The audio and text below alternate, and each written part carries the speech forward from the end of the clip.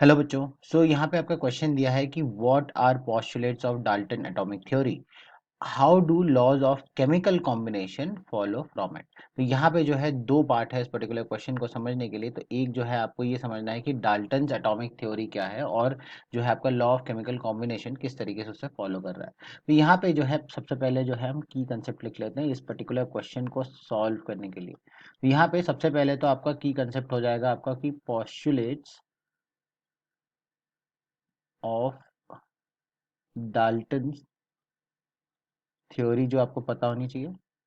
और दूसरा जो यहाँ पे आपको पता होना चाहिए वो है आपके लॉ ऑफ केमिकल कॉम्पोजिशन में क्या क्या आता है, राइट, या केमिकल कॉम्बिनेशन में क्या क्या आता है, right.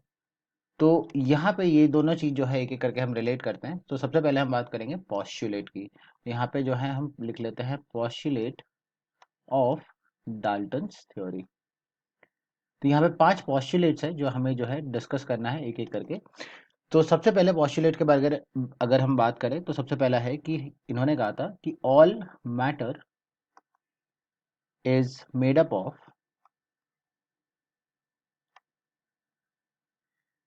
Tiny particles called atom. तो इन्होंने जो है एटम को डिफाइन किया था। एटम जो है इन्होंने बोला था कि कोई सारे मैटर पार्टिकल्स, मैटर जो है आपके पार्टिकल्स से बने हैं, टाइनी टाइनी पार्टिकल से बने हैं, और उसको हम जो है एटम का नाम देते हैं। अच्छा, उसके बाद नेक्स्ट इन्होंने बोला था कि atoms are neither be destroyed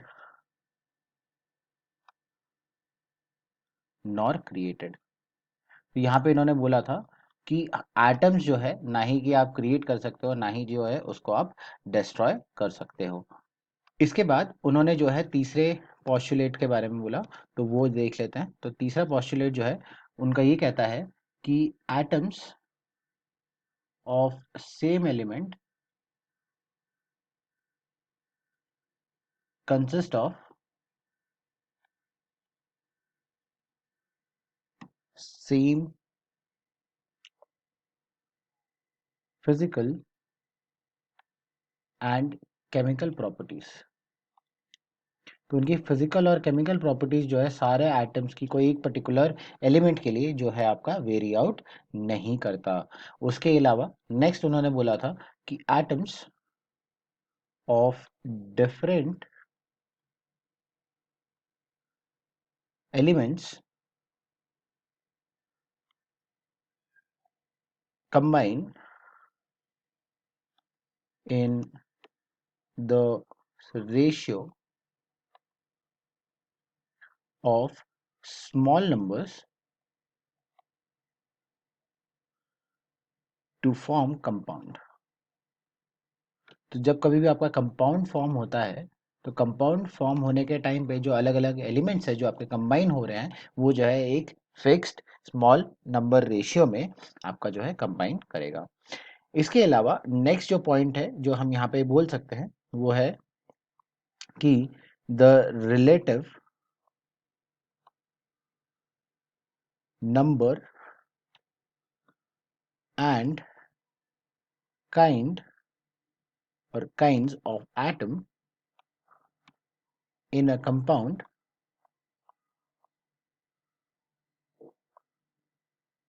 are always constant.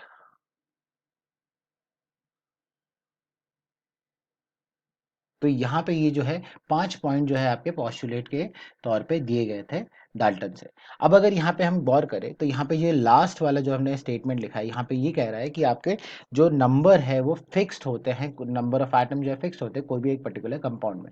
तो यहाँ से जो हम देखें तो यहाँ पे ये पर्टिकुलर जो चीज कह रहा है वो है आपका लॉ ऑफ डेफिनेट प्रपोर्शन के बारे में, राइट। अगर आप इसको ढंग से पढ़ते हैं तो यहाँ पे यही बोला जा रहा है कि लॉ ऑफ डेफिनेट प्रोपोर्शन जो कहता है कि आपका जो प्रोपोर्शन है, जो मास प्रोपोर्शन है या फिर नंबर ऑफ एटम्स का जो प्रोपोर्शन रहेगा वो पर्टिकुलर उसके लिए आपका कांस्टेंट रहेगा।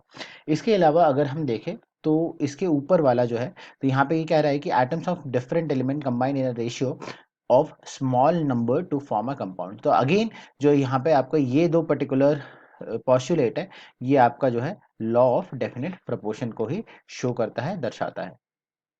राइट।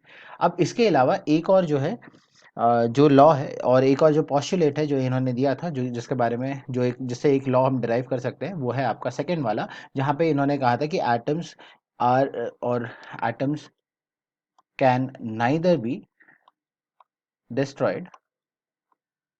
ये जो है आपका दर्शाएगा आपका law of conservation of mass को, या फिर एटम। लॉ ऑफ कंजर्वेशन मास या law of conservation of atom, यहीं से आपका जो है डिराइव हुआ है, और यहाँ से ये आप कह सकते हो कि ये पॉस्टुलेट वहां से जो है आपका इंस्पायर्ड है। So I hope you have understood the solution of this particular question. Thank you.